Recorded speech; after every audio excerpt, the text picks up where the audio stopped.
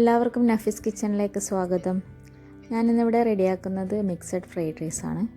അതിനെന്തൊക്കെയാണ് വേണ്ടതെന്ന് നോക്കാമല്ലോ. Carrot 300 gram, beans 250 gram, cabbage 400 gram, ഉള്ളി 4 ഉള്ളി ചെറുതായി കട്ട് ചെയ്തത്,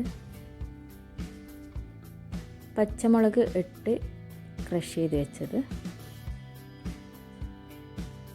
ഇഞ്ചി വെളുത്തുള്ളി പേസ്റ്റ് ഓരോ ടേബിൾ സ്പൂൺ വീതം, ചെമ്മീൻ വേവിച്ച് വെച്ചത് 200 ഗ്രാം, ചിക്കൻ വേവിച്ചിട്ട് ഷ്രെഡ് ചെയ്തത് 1 കപ്പ്, പെപ്പർ 1 ടീസ്പൂണ്,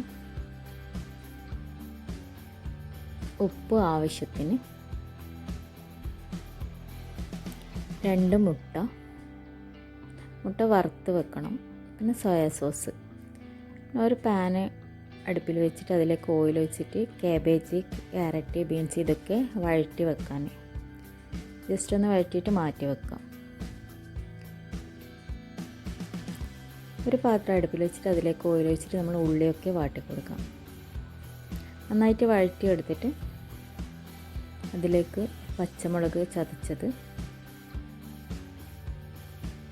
പിന്നെ ഇഞ്ചി വെളുത്തുള്ളി പേസ്റ്റ് ഒക്കെ ചേർത്ത് ഒന്നുകൂടി നന്നായിട്ട് വഴറ്റുക.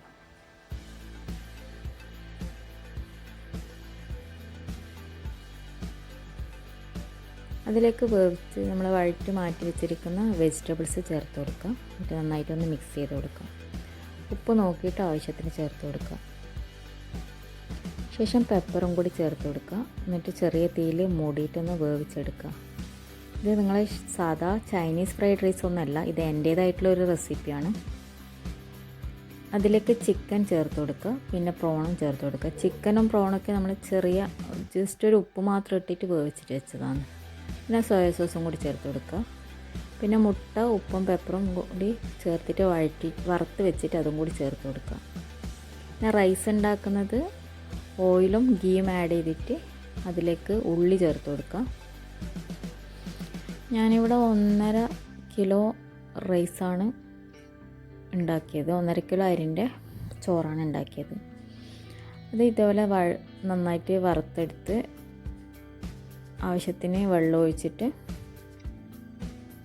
റൈസ് ഉണ്ടാക്കിയിട്ട് അത് മാറ്റി വെച്ച് കൊടുക്കുക. ശേഷം നമ്മൾ ദമ്മിടേണ്ടതെന്ന് കാണിക്കുന്നത്, ഒരു ലെയർ ചോറിട്ട് കൊടുക്കുക. അതിലേക്ക് സോയാ സോസും മല്ലിയിലയും ഗരം മസാല പൊടിയും ചേർത്ത് കൊടുക്കുക. പിന്നെ അതിൻ്റെ മേലെ മസാല റെഡിയാക്കി വെച്ചിരിക്കുന്ന മസാല ഇട്ട് കൊടുക്കുക. അങ്ങനെ ചോറും മസാലയും തീരുന്നവരെ അങ്ങനെ ചെയ്ത് കൊടുക്കുക. എന്നിട്ട് ചെറിയ തീയിൽ മൂടി വെച്ച് കൊടുക്കുക. എല്ലാവർക്കും എന്തായാലും ഇഷ്ടമാവും. ഇവിടെ വീട്ടിലെല്ലാവർക്കും ഇഷ്ടമാണ്. ഒരുപാട് ആൾക്കാർ ട്രൈ ചെയ്ത റെസിപ്പിയാണ്. എല്ലാവരും ട്രൈ ചെയ്യുക. അത് ദമ്മായതിന് ശേഷം നന്നായിട്ടൊന്ന് മിക്സ് ചെയ്ത് കൊടുക്കുക. പിന്നെ ഒന്നുകൂടി ചെറിയ തീയിൽ വെക്കുക. എൻ്റെ ചാനൽ സബ്സ്ക്രൈബ് ചെയ്യാത്തവർ സബ്സ്ക്രൈബ് ചെയ്യുക. നോട്ടിഫിക്കേഷന് വേണ്ടി ബെല്ലൈക്കൺ ഓൺ ചെയ്യുക.